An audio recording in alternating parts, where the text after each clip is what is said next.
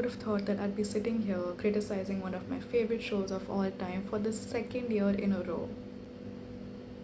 Just my luck. But here we are, so let's get into it. Stranger Things Season 5, Volume 2 dropped 2 days ago, and the internet has been in a little bit of a mayhem ever since then, myself included. If you've watched Volume 2 already, the chances are that you already know that it wasn't very good, and you're just as displeased with it as I am, as most people are.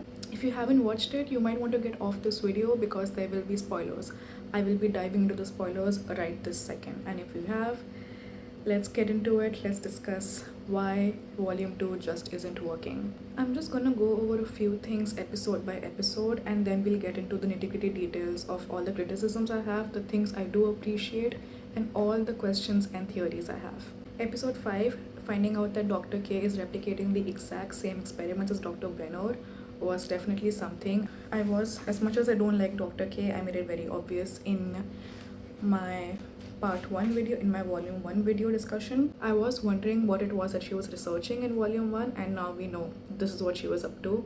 However, that still doesn't explain why she was storing all those things from the upside down, all those different creatures or whatever that she had in her storage in the facility. What was the point of that? One thing I was enjoying through this episode was again the way they were like fully owning the demos. I feel like all of them, especially the Wheelers, were really just owning the demos this season, which is a nice change, honestly. Like, you know, we've been seeing this Demogorgon since season 1, so for us to finally be at a level where we're able to fight it and torture it and play around with it is interesting to see. All the Max and Holly sequences were great. I really enjoyed them as a pair and their entire arc through volume 2, but I also have more thoughts on them, so I will get into that later on in the criticisms. And finally, in episode 5, the only other thing I liked was Will, when he like channeled himself into Vecna's body. That entire scene was so well done. That was really well done. It was very interesting, and I wish we could have had a chance to play around with it a little bit more, but we very quickly shut that down in the next episode, which I guess we're going ahead with. Episode 6 was again frustrating me with Hopper. The way he just doesn't trust Elle is getting to a point where it's at a point where it's like really getting on my nerves. We keep repeating the same cycle of Hopper and Elle, where Elle wants to fight and is capable of fighting and is pretty much the only person who truly can fight these things amongst the entire cast, and Hopper is just always so overprotective and being like no no no no no. Then they come around and they start trusting each other, and then we repeat it all in the next season all over again. It is getting tiring, to be honest. When you first have the idea that you're going to pair these two up for volume 2 and volume 1, in fact, every time you pair up characters, it doesn't have to be something conflicting between them that's going on, you know. Like, instead of having them repeat the same cycle over and over again, we could have had the chance to see like a really badass father-daughter duo happening, you know. Could have been so fun exploring how they both use the things that they do together, like her powers, him with his military badass shit, and how they work together to like fight in the upside down. But instead, we're just seeing them fight about, no, I can do this, no, you cannot do this, no, I'll sacrifice myself instead of you, again. And especially after the things we saw Elle do in season 4, holy shit. The whole point is that she is someone who has powers and can fight whatever's going on in the upside down, whatever's happening with Vecna. Why are you holding her back all the fucking time?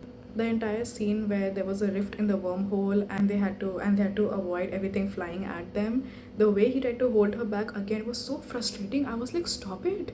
With speaking of the wormhole, I called it. In my volume 1 video, I said it, that the upside down could be a wormhole connecting dimension X and Hawkins or Earth or whatever, and it is true. I don't know how I exactly feel about it. I'll come to this later as well, but I did call it. Now, another thing with this episode, the whole lab melting because of the exotic matter thing. Can someone please explain this to me? And I genuinely mean this. Like, if you have an explanation that makes sense, go ahead and tell me. Maybe I'm stupid, but I don't understand why the lab started melting because of it. And second of all, if the lab started melting, why didn't they? Because we saw the melted people earlier, right? That they saw frozen into the ground and stuff. Why weren't they melting? Why was it just the walls around them that was melting? And why did it suddenly stop and freeze? Like, what is the logic? Like, why is there a time limit to this? Like, the entire scene honestly could have been great if it ended up in like one of them dying or something. I honestly, like, as sad and ridiculous it sounds as a fan to say that, but I feel like with a show at this kind of a height, with such high stakes, you need some deaths to ground it, and we didn't get any. And that was a perfect opportunity to create one with like enough emotional balance, but also one that would make sense. But the plot armor is just so thick in this show for some reason in this season. I was like, it just felt so convenient. Like the walls start melting, we don't have an explanation for it, and then everything freezes at just the right time. Again, with no explanation. Like, if you can explain that to me, please go ahead. That entire scene honestly was very weird to me. Like, as I was watching, I honestly felt like it felt like Titanic all over again, except two people did fit on the table. That entire scene was so weird. The entire confessions, like, I didn't really. The only reason I was feeling the chemistry was because, like, physically, the chemistry is really good. They're great actors, and I feel like their real life relationship was bleeding into it. The dialogue was so weird. I don't understand. Jonathan saying that he doesn't read her articles as her boyfriend was ridiculous, honestly. Him saying that he threw out her pink sweater because he doesn't like pink? In what world are you throwing out your partner's clothes because you don't like a color? That's mad. Dude, if my boyfriend even touched my clothes, let alone threw them out because he didn't like the color, it's over. He's gone. You threw out her sweater because I just everything, all the confessions that were coming out of them was just like so ridiculous. I was like, and then of course, just like everyone else, I was like, is this a breakup? Is this them saying they won't get married, but now things are resolved between them and they'll try to work on their relationship and they're still in a relationship? Like, just very confusing. The entire thing was just, I don't know what was going on in that scene. The thing with like, oh, she needs elf blood specifically, kind of honestly I saw coming. Like, it's pretty obvious that she was the strongest kid out of all the kids. It's also the most typical fantasy dystopian science fiction storyline. The hero of a story is one of many people who were experimented with, but they alone have the special blood. Coming to the hospital scene, first of all, Karen Wheeler, oh my god, she is such a baddie. She's taking the baddie crown this season 100%. That being said, I think she should have died in that scene. Like, for a second there, I really thought she was gonna sacrifice herself when we saw her like waking up in the hospital when the lights started flickering. We haven't seen a character that so far. We should be seeing it second to last episode or last episode. So I really thought, oh my god, she's gonna like try to save the kids and sacrifice herself in the process, which didn't happen, which I was like, missed opportunity. And of course, we had an entire monologue scene between Max and Holly. While it was really good because they're both really good actors, so the delivery was like on point. However, the amount of time it took, I was like, there was so much urgency in Max when she was trying to pull at the rocks and escape from that memory. But as soon as they were out of it, she took all her time to give this big speech to Holly and then took all this time to run to Lucas. And it was just like, I was like my anxiety was through the roof. Like, literally 4 episodes ago we saw her Max was running, but she was a little too late in catching up to Lucas, and now she's taking her sweet time to get there. I was like, why? I genuinely, it made me so anxious. Then she finally wakes up, episode 7.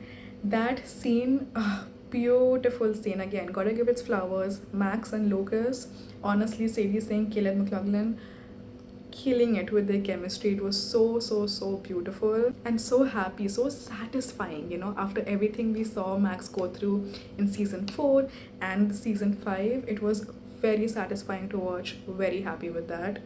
Oh, the Dustin and Steve arc. One of the very few completed arcs we've got. One was Lumax I was talking about, and Dustin and Steve being the other one. Like I said, I spoke about it in my volume 1 video that, eventually when they do get past the phase that they're going through, it's gonna be very satisfying, it's gonna be good, and that's exactly what it was. Like, their entire fight was again very hard to watch. And the way that Steve was like, he wasn't punching back at Dustin, he was just protecting himself and protecting him. And like, after the fight, like, both Dustin and Steve were crying, and it's just the emotions of it all was just like, and eventually when they finally hugged and like they said sorry to each other, and like Dustin said like, no, I can't lose you, not you. I got teary-eyed. I'm not gonna lie, they're my favorite duo of the show, my favorite two characters of the show. The entire moment, I got emotional. Mr. Clark getting involved, that was a nice touch for a bit until they took him with them to the upside down. Joyce and Will, I wanna say, I feel like we went through all of volume 1 to get past Will being insecure about himself and embracing who he is. Whether he's told anyone or not, he's embraced who he is. And then we come back to volume 2 and he's again doubting himself, and we're again getting all these conversations between Will and Joyce where Joyce is like, no, you're not the problem. Will's like, I am the problem. Like, why did we do all that work in volume 1? Also in the hospital, the scene with Vicky and Robin was great. The entire conversation about Robin being a drug addict, like, genuinely well done. Two great actors once again, made sense, was logical, was just the right kind of tone. However, once again, while I enjoyed watching that, why is Vicky coming with us to the upside down? We don't need all these characters. We don't need all these extras. Holly couldn't escape, which honestly like is a good thing, I guess, because Vecna technically saved her from her death. However, once again, I thought this might be the time we might see like a really gruesome death for Holly, because there was no way she could have been saved unless like Elle got inside the upside down just in time or something to like arrest her fall. But at the same time, I was like, there's no way they're giving us a death for a child that they've made the focus of this season without providing any kind of prior closure. I don't know, I just have very weird feelings about where that went. I've written American military being a pain in the ass, who would have thought? Okay, let's address the elephant in the room. Will's coming out scene, what the fuck was that? Like, I had very high expectations given how they dealt with Robin's coming out scene in season 3. That was so beautifully done, one of the most beautiful moments of that season. And what happened with Will's scene, I just don't understand. Why was the entirety of Hawkins there? Murray was there, Carly was there, Vicky was there. That scene would have been beautiful if it was only like Will, Joyce together, and maybe Jonathan. You know, just the bios together would have been a great scene. We didn't need everyone else in the room. It's the fucking 80s. There's an HIV/AIDS epidemic going on. Nobody's coming out to a room full of people. I don't think people even now come out to a room full of people like that. To top it all, the dialogue was just, I was like, what is this dialogue? The entire speech that he gave was ridiculous. Everyone's or me moment was just like, what the fuck is going on? Am I watching a show for like 5-year-olds right now? Who wrote this script? And then him going over to hug Max, like, when did Will and Max become friends? When? I was just like, what is going on? Why are Will and Max better friends right now than Max and Elle? Hello? Oh my god. Kali.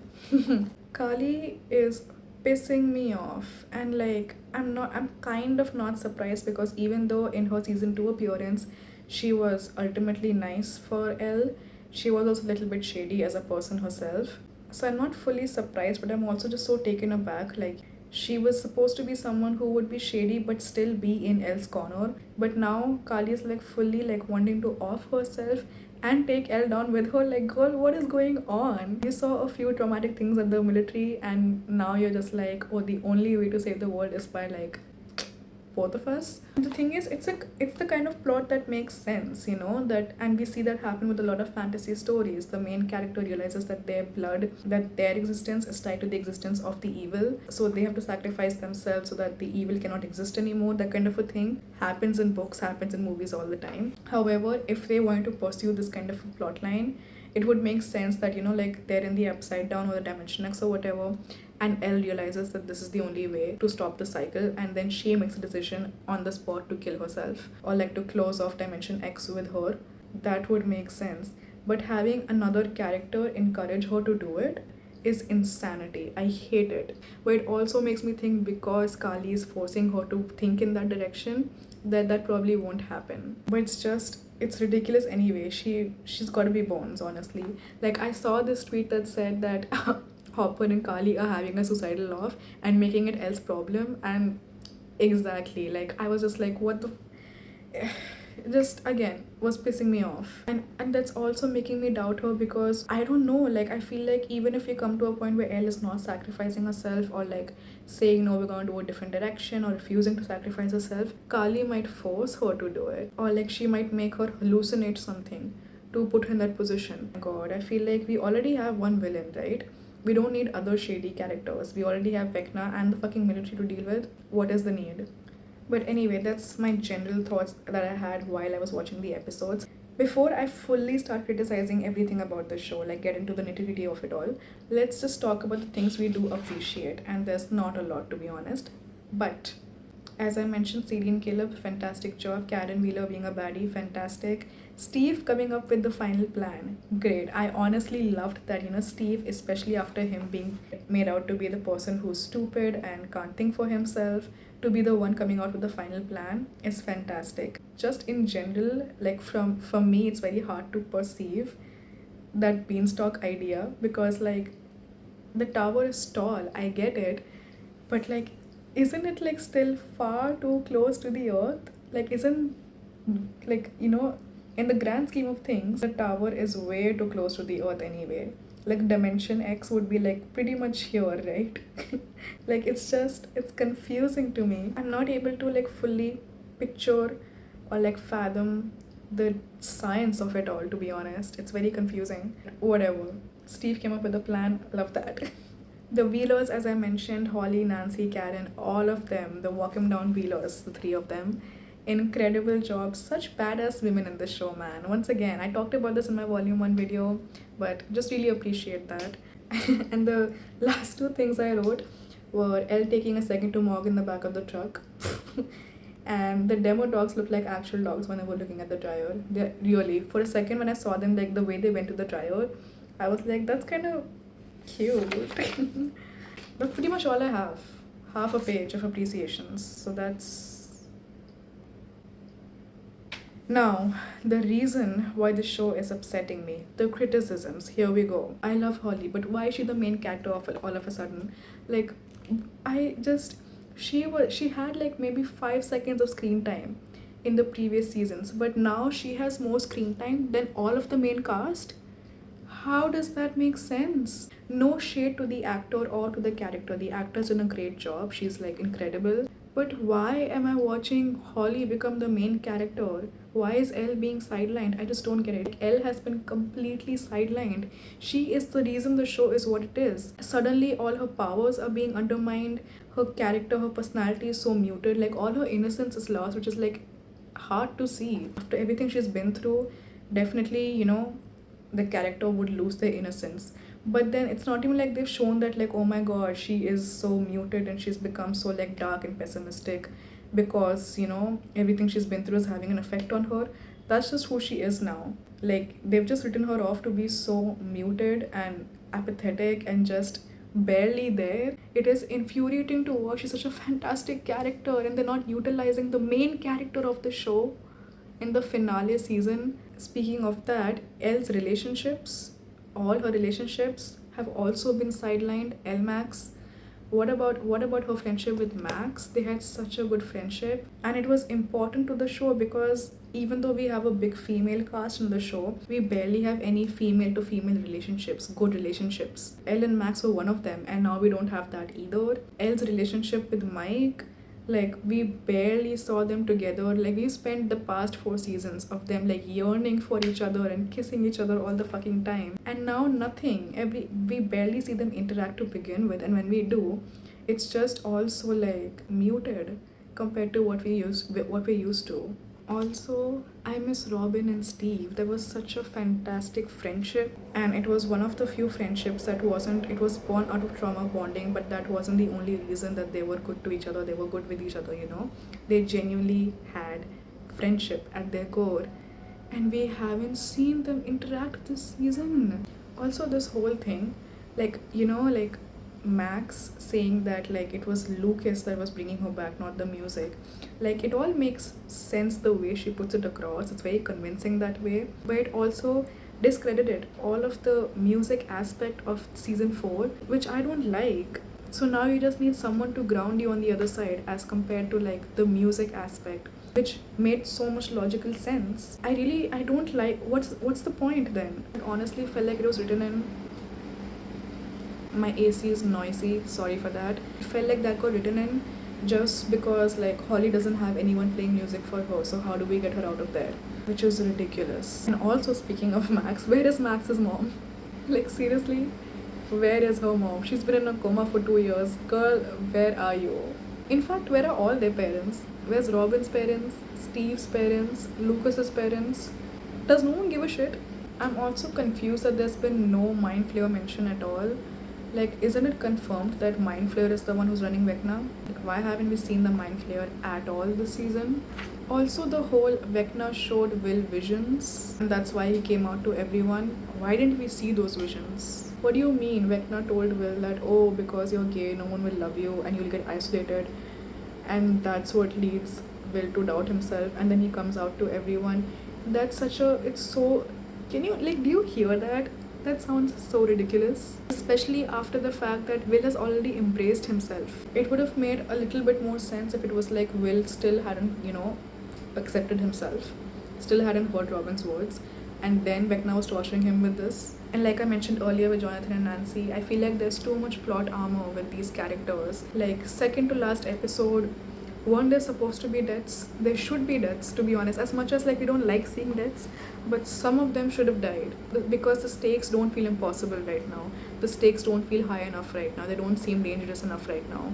Everyone just has plot armor. Like, some deaths would have actually made sense. Like, even Karen Wheeler, even in episode 1, it would have made sense to kill her off there. The fact that she survived seems more like a miracle than her being killed. And if that death would have happened in like episode 1, it would have set the tone for season 5, like, oh my god, shit is serious. They killed off their mom in episode 1. This season is serious. But because we haven't seen any deaths so far, nothing seems serious. Even the fact that, like, Vecna has had opportunities to kill off so many people so far, but he keeps sparing them. For what? Why would Vecna spare these people getting in his way? And especially also, there's a whole thing with Will. Why would he spare Will once he knew that, okay, Will got into his mind and controlled his body? Why would he, like, spare him? Why would he keep him locked up in the upside down, like his mind locked up in the upside down? He doesn't need Will, right? He got in his way. He could have killed him unless he does need Will, which would explain why in episode 4 he came into the military for no reason at all and shit talked to Will just to awaken his powers. But again, with that, if he really shit talked Will just to awaken his powers, then how did Will build the tunnels? He didn't know he had powers, and he didn't even know he was building them. So he clearly doesn't need to be aware of his powers for Vecna to have Will use his powers. So the military scene where he came in made no sense. He was there for no reason. And coming back to right now, he could have killed Will off. He doesn't need Will. He got in his way. He, like, hindered him, injured him. Like, no villain would accept that. He would have killed Will right off unless he actually needs Will. The only reason I can think of why he would need Will is because Will is gonna spy for him. But again, we haven't seen that happen either. We haven't seen him using Will to spy him unless he has been spying.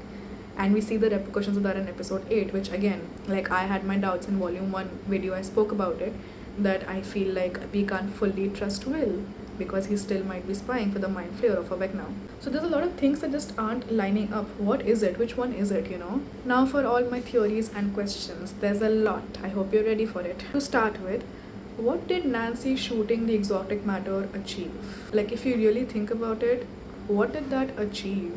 Like, she shot it and the half of the lab melted, which had no consequences. They didn't die, so no consequences.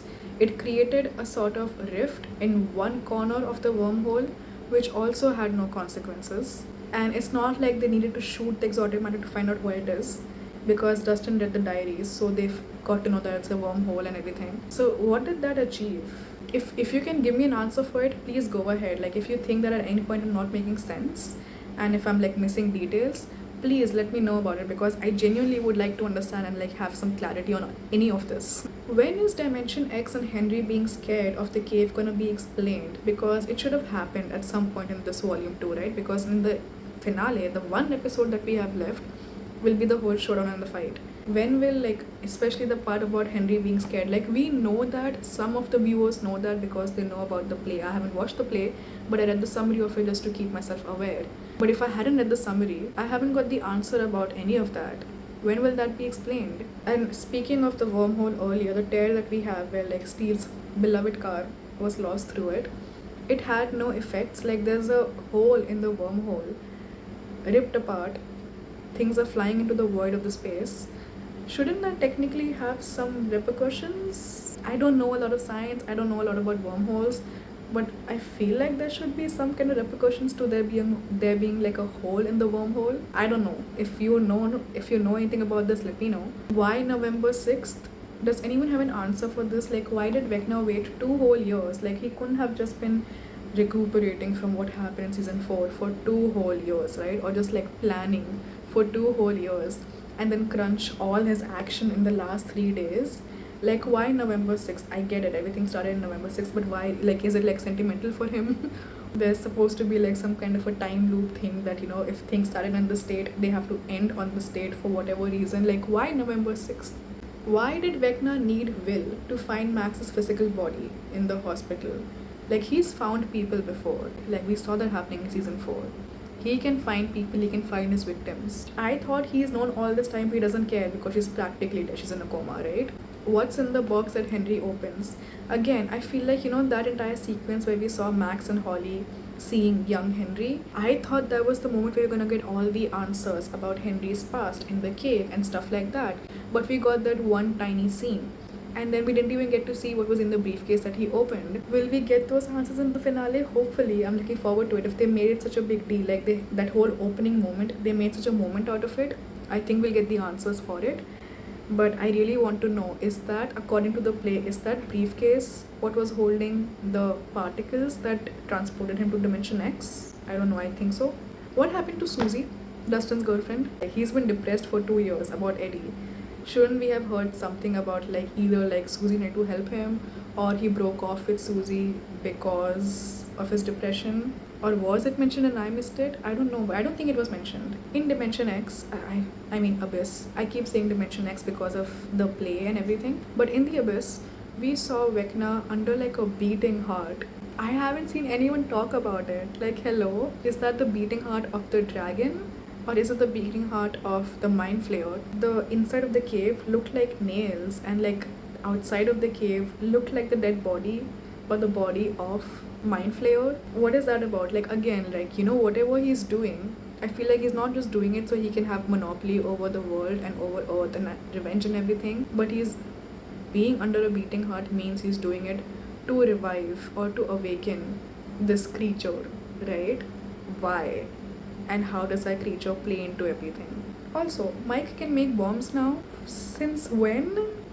Since when can the 16-year-old Mike Wheeler just make bombs on his own with the record players? Hey, where is the plot heading? And why does he need to build a bomb? Don't we have like Hopper when he was trying to use that bombing jacket thing? Why can't we just use those bombs? Like, Murray supplied them with so much military stuff. Don't they have bombs among those? Why does Henry need to keep the kids in this suburban fairy tale-esque place? You know, like, he's using the kids because he used Will once and he found out that he can use kids to his benefit. So when he captured Will, he's doing the exact same thing to the kids that he did to Will. When he captured Will, he didn't like place him into this like fairy tale place. So why is he placing that with the kids? Like, he could have just captured them, taken to the abyss, and now they're locked there and they're asleep.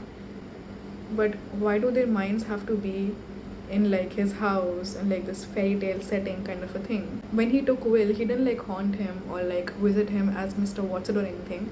So why is he doing that for the kids? He could have just taken them. Like, I really truly feel like this entire Mr. Watson thing was created for just like this kind of like enigma storytelling line, but it's just wasted our time because all that screen time that we've taken with like Mr. Watson and the 12 kids could have gone into like building story for our other characters, our main characters. Also, where's Dr. Owens? What happened to him? Also, if they destroy the abyss, which means they basically destroy the hive mind, which Will is part of, won't that also kill Will? Like, so far what we've understood is that if they kill the hive mind, they kill Will. And even in season 5, we've been seeing every time a Demogorgon gets hurt, Will gets hurt. But then also in volume 2, when Karen killed those Demodogs, we didn't see Will getting hurt. But he is still connected to Vecna, which means he is still connected to the hive mind. Which means if they destroy the abyss, it should kill him.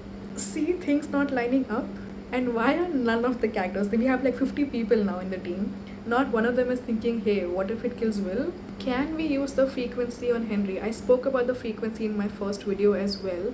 I'm asking this again. What about the frequency? And final 2 questions, plot holes that I want to address. What happened to the army that Vecna showed Nancy in season 4? he showed her the visions of like him dividing Hawkins into 4 parts, which he did, and then like a whole army of these demogorgons from the upside down marching into Hawkins. What happened to that? Like, was that his initial plan? Because the thing is, now that we have this wormhole thing in place, that means that Henry obviously from the very beginning knew that upside down is a wormhole connecting the abyss to Hawkins. So you're telling me his initial plan was that he will take the Demogorgons from the abyss to get into Hawkins as an army and destroy Hawkins, but because of what happened to him in season 4, he has retreated to the abyss, and so now his plan is to just clash the 2 dimensions together and create one super world where he can rule. Why was his first plan weaker in comparison? It's not fully making sense to me. And also, just someone who understands this stuff, explain to me how Dimension X or Abyss colliding with Hawkins or our Earth or our universe, whatever, will lead to the Abyss like overtaking the world and Vecna ruling it. Like, if this dimension is getting destroyed, won't this also get destroyed? Anyone who is understanding this, please explain this to me, okay? I feel like I've been yapping for a million years, but basically, between all the plot holes, the dynamics of the characters that don't make sense, all of Volume 2 falling flat completely and having no motion, everything's just such a mess, which I did not expect us to be here, honestly. My hope, my delusional hope, is that this one episode that we have left answers everything, ties up all these loose ends, despite knowing that a lot of things I've addressed in this video can't be tied up in the final episode. They're just mistakes that have been made now in Volume 2, and it's disappointing. But I hope the finale can still be satisfactory enough for me to be like, you know what, those 3 episodes in the middle did not make sense, fell flat, but it's okay because the finale gave us what was really needed for the storyline, and it brought back the characters that are needed to be in focus, you know. Elle needs to be in focus. Mike, what is he doing? Like, he's done nothing. There's been a couple moments he's had where he's like led some people, but apart from that, he's done nothing, which is really sad. I spent like loving this show for so many years, as of many of us, to now come to this as the finale when it was so hyped and so highly talked about. It's just disappointing. I am disappointed, but also we have one more episode left, so I have a little bit of delusion left in me that maybe we can fix some things in the finale. Hopefully Elle takes the reins of the show. I hope. Anyway, that's all I had to get off my chest. Let me know if you agree with everything I said, if you have some questions or like some plot holes you found out, or if you have answers to any of my questions. Please put them in the comments. Let's discuss before the finale comes out. I don't really have any theories. I mean, I have some general theories about like who might die, who might not die, and how things might end. But I feel like it's a waste discussing that now. I feel like none of the good theories are gonna happen, clearly. Even though my theories from Volume 1 were right, now I'm just like, I don't think I care enough to talk about the theories. I just want answers and a good finale. That's all I have to say. I hope you enjoyed this video. Let me know what you thought. That's all for today. My name is Saujthuvi. Please like, share, comment, and subscribe. It would really help me out and I would really like it and appreciate it. And I'll see you guys in the next one.